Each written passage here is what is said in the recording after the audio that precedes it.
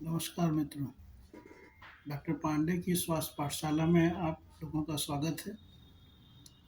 Last episode में हम लोग आर्थराइटिस पे बात किया था और नेक्स्ट एपिसोड में हमने कुछ कहा था कि नया चीज़ें हम लोग डिस्कस करेंगे। अपार्ट फ्रॉम हमारे अंदर कोई फिजियोलॉजिकल एनाटॉमिकल चेंज हो जाए, उसकी वजह से ब्लड प्रेशर होने लगे, वो एक अलग चीज़ है। लेकिन इसकी शुरुआत जो है वो कैसे होती है?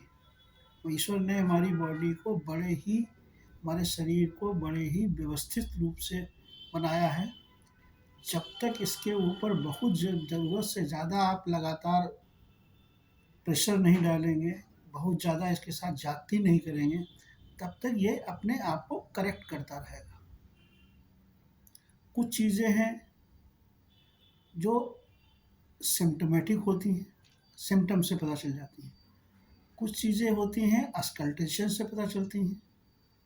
सिम कुछ चीज़ें होती हैं इंस्ट्रूमेंट की मदद से पता चलती हैं।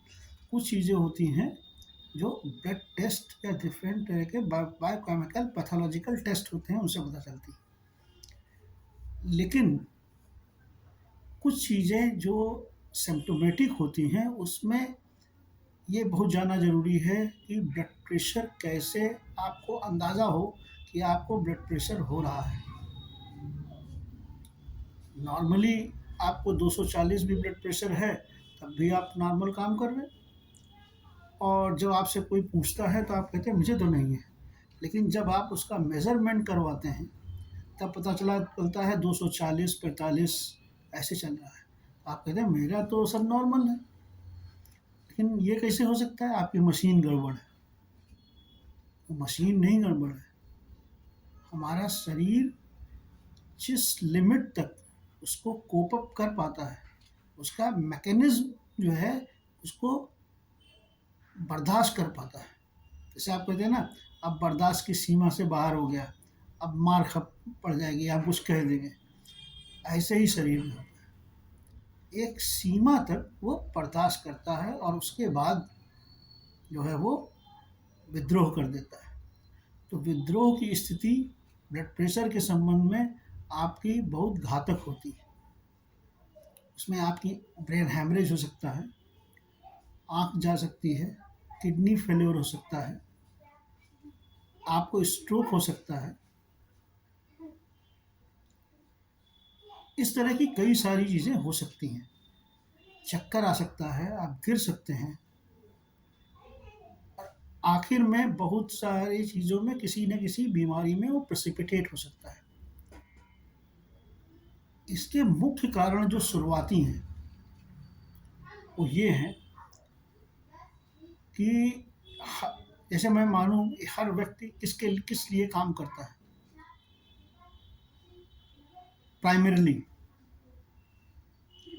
धन अर्जित करने के लिए, और दूसरा रिकॉग्नाइजेशन, उसके काम की सराहना हो या एप्रिसिएशन हो, इसके लिए काम करता है।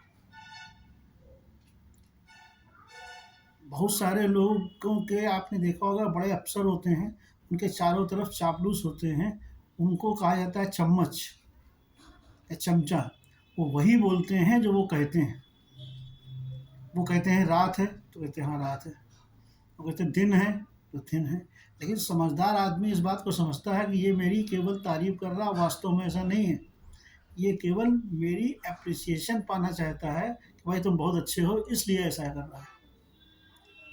लेकिन नॉर्मल आदमी, अगर एप्रिसिएशन आप लगातार काम करते जा रहे हैं और नहीं एप्रिसिएशन हो रहा है, तो आपको स्ट्रेस होगा, तनाव होगा और ब्लड प्रेशर होगा।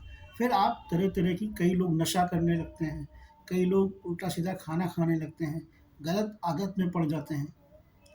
दूसरी तरह के लोग होते हैं ए टाइप बिहेवियर।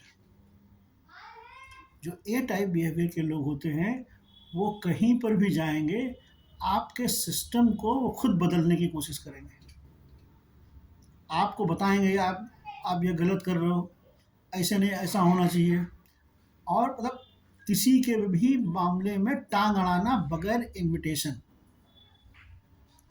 तो कुछ दिन तक तो चलता है, लेकिन उसके बाद जब उसकी भी सीमा से बाहर हो जाता है तब वो इनकी बेइज़्ज़ती कर देता है। और जब बेइज़्ज़ती होती है तो या तो डिप्रेशन होता है या क्रोध आता है और ब्लड प्रेशर बढ़ता है। यहाँ तक तो सब सीमित है, ये blood pressure functional blood pressure होता है, कारण हट जाते हैं, जो एक सुपरफिशियल कारण हट हट जाते हैं, फिर नॉर्मल हो जाता है। लेकिन अगर लगातार ऐसी स्थिति बनती रहती है, फिर एक टाइप डेवलप हो जाता है कि ब्लड प्रेशर हमारे हमेशा परमानेंट होने लगता है। इसके विषय में आगे हम लोग कल बात करेंगे। हमारे ऑर्गेनाइजेशन ग्लोबल टच इंटरनेशनल इस तरह की चीज़ों के लिए भी बहुत कुछ कर रहा है। हम लोग नेक्स्ट एपिसोड में उसके बारे में बात करेंगे, और कि कोशिश ये है कि प्राइमरी लेवल पर कुछ चीज़ें सुधारी जा सकें। धन्यवाद।